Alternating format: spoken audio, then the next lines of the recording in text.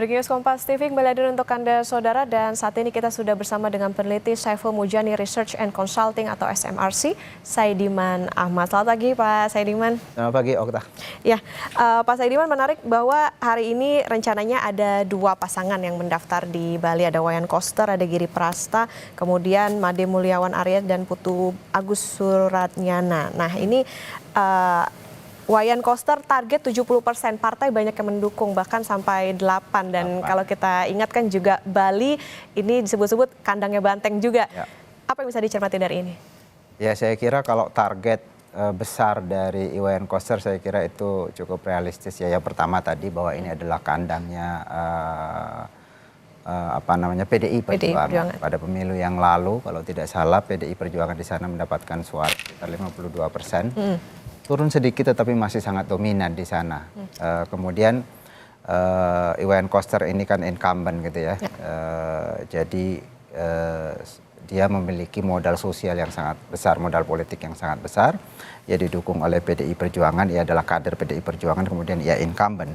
Di mana-mana kalau incumbent itu memang relatif punya kans lebih besar. Karena salah satu alasan publik untuk memilih kan adalah rekam jejak. Dan sebenarnya hanya incumbent yang bisa membuktikan rekam jejaknya kalau dari sisi itu. Kemudian yang kedua, pasangannya juga menarik ini. Siapa tadi? Giri Prasta. Giri Prasta ini adalah mantan Bupati Badung ya. Kita pernah ada studi di sana di Badung dan kita menemukan bahwa approval rating atau penerimaan publik di Badung terhadap Pak Giri Prasta ini sangat tinggi. Sehingga saya kira dua kombinasi ini antara Pak Wayan yang merupakan kader PDI Perjuangan, incumbent dengan seorang mantan kepala daerah di tingkat lokal yang sangat populer, ini saya kira kalau targetnya 60-70% saya kira cukup realistis untuk saat ini. Cukup realistis, tapi apakah ini bisa jadi jaminan bahwa incumbent ini bisa bisa megang konstituen lebih banyak dibandingkan dengan pesaingnya? Ya tentu saja tidak harus begitu ya.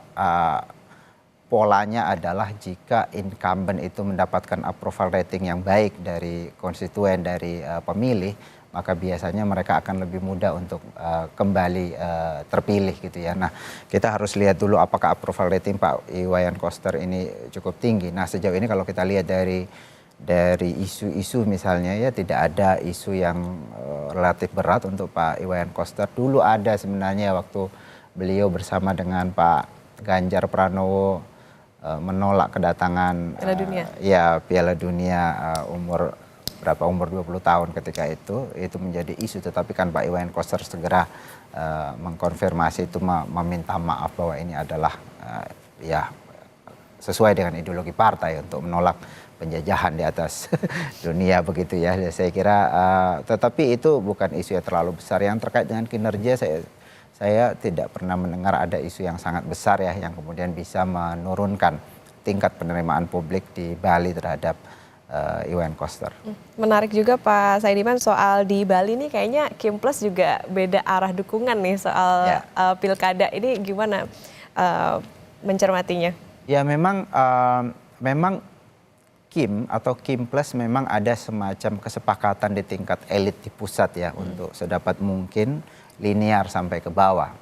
Tetapi setelah keluarnya keputusan Mahkamah Konstitusi yang kemudian membuka peluang bagi partai-partai politik mengajukan calon-calonnya, tidak harus 20% kursi di DPRD, tetapi bisa bervariasi ya, bisa 7,5, bisa 10%, yang artinya membuka kesempatan buat partai-partai politik mengajukan kader terbaiknya. Nah ini saya kira yang kemudian mengubah konstelasi politik kita, tidak harus linear. Walaupun ada kebijakan di tingkat pusat, saya kira komunikasi awal di kalangan partai-partai Kim, juga Kim Plus tentu mereka ingin bersepakat ya sampai linear sampai ke bawah, tetapi kan ada fakta politik, ada fenomena politik di tingkat lokal yang sangat dinamis, apalagi tadi MK mengeluarkan keputusan itu dan kemudian membuka hampir semua partai untuk kemudian bisa mengajukan calonnya masing-masing atau kadernya masing-masing. Saya kira itu yang menyebabkan linearitas kesepakatan tingkat elit pusat di Kim Plus dengan kondisi di lapangan itu berbeda. Jangankan Bali ya, di sekitar Jakarta ini saja berbeda. Di Jakarta sekalipun, yang awalnya PDI Perjuangan tidak bisa mengajukan calon jadi bisa. Misalnya di Banten juga terjadi perbedaan di sana. Ada dua partai utama di koalisi Kim itu kan, di koalisi Indonesia Maju itu kan ada Gerindra dan Partai Golkar itu berhadapan-hadapan sekarang di Banten, dan saya kira di tempat-tempat lain juga demikian. Artinya bisa dikatakan hitung-hitungan politiknya justru lebih rumit di daerah ya Pak? Ya bisa jadi, mungkin bukan lebih rumit tapi berbeda konteksnya gitu ya. Berbeda konteksnya karena kan masing-masing daerah itu ya punya dinamikanya sendiri-sendiri. Ada hitung-hitungannya sendiri-sendiri yang kadang-kadang kebijakan di tingkat pusat tidak bisa dipaksakan ke sana. Kalau dipaksakan itu bisa bermasalah. Di Banten misalnya itu contoh yang paling menarik. Kim ada kesepakatan untuk sampai ke bawah, tapi Golkar di sana kan punya tokoh yang sangat populer. Ya. Dan kalau tidak didukung oleh Golkar, dia sangat potensial untuk kemudian didukung oleh partai lain seperti PDI Perjuangan. Dan itu kalau misalnya tokoh seperti Airin didukung oleh PDI Perjuangan, saya kira itu kerugian besar untuk partai seperti Golkar ya, yang di sana adalah basisnya Golkar, dan itu juga berlaku di daerah-daerah lain. Pak Saidiman, menarik bahwa di Bali ini dua cawagupnya ini pernah menjabat sebagai bupati. Nah, apakah ini menjadi apa ya, keuntungan secara elektoral juga kah untuk kedua pasangan ini? Seberapa apa ya besar kansnya ketika pasangan ini salah satunya pernah menjadi bupati misalnya di suatu daerah untuk bisa tentunya mengamankan suara di daerah tersebut. Ya betul sekali. Itu tadi saya katakan di awal tadi bahwa salah satu pertimbangan publik, pertimbangan utama malah, itu adalah soal rekam jejak.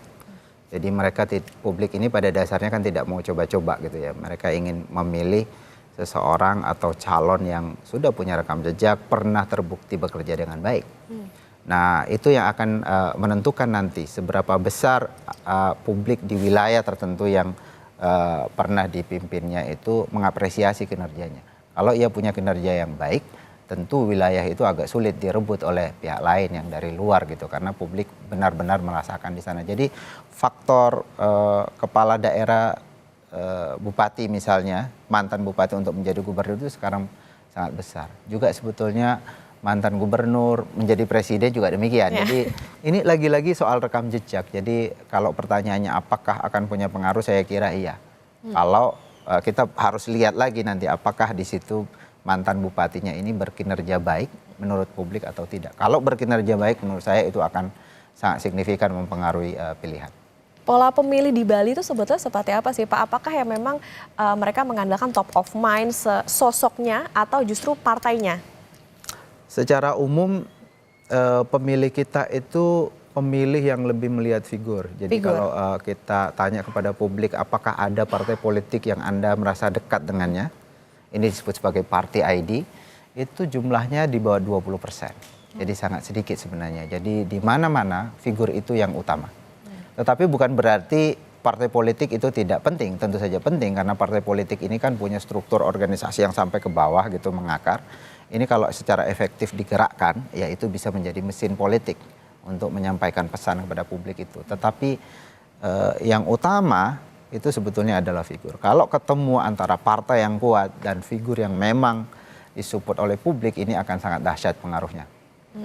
Oke, Wayan Koster Giri Prasta mengantongi dukungan dari PDIP. Kita juga tahu tadi bahwa PDIP suara cukup besar di Bali, bahkan sampai bisa optimis 70%. Nah, apakah untuk pesaingnya atau lawannya ini Made Mulyawan Putu Agus ini justru harus menyalakan mesin politik lebih kencang lagi atau seperti apa nih Pak? Amunisi yang harus disiapkan. Iya, untuk seorang penantang tentu walaupun kalau menghadapi incumbent yang populer tentu tidak mudah, tetapi bukan berarti itu tidak mungkin. Karena tadi selain faktor rekam jejak, faktor kedua yang dipertimbangkan publik adalah platform kebijakan. Kalaupun lawannya memiliki rekam jejak yang baik, tapi kalau ia datang dengan platform kebijakan yang baik juga, yang lebih baik, misalnya saya kira bisa saja berubah. Apalagi misalnya kalau ada isu-isu, saya belum tahu isunya apa yang secara spesifik yang bisa diangkat di Bali yang bisa menurunkan popularitas incumbent. Tetapi kalau ada isu semacam itu bisa digunakan oleh penantang untuk kemudian mendapatkan simpati. Kemudian yang kedua, walaupun Iwayan Koster ini didukung oleh partai politik yang sangat besar tadi, bahkan didukung oleh partai-partai non-parlemen, berapa tadi 8 atau berapa banyak begitu ya. Tetapi kan tadi bahwa party ID kita sebenarnya rendah. Walaupun PDI Perjuangan di sana menang, tetapi kedekatan publik dengan si partai sebetulnya rendah. Yang paling utama adalah tokoh. Nah, karena itu di situ juga ada peluang mengaktifkan mesin politik dengan mengandalkan ketokohan. Nah, satu yang bisa dilakukan oleh penantang adalah mencari celah. Apakah ada isu yang terkait dengan Iwayan Koster, incumbent? Atau yang kedua, datang dengan tawaran program kebijakan yang menarik gitu ya. Menarik misalnya untuk kalangan anak muda, untuk kalangan perempuan misalnya, dan seterusnya. Itu kan pemilih perempuan kan juga sangat besar, sekitar 50-an%. Anak muda secara nasional kan ya sekitar 60-65% gitu ya, 45 tahun ke bawah. Jadi ini juga peluang buat para penantang atau tokoh yang mungkin belum diunggulkan untuk kemudian bisa maju. Artinya partainya pun berpengaruh, tapi lagi-lagi tokoh ketokohan atau sosoknya itu juga berpengaruh.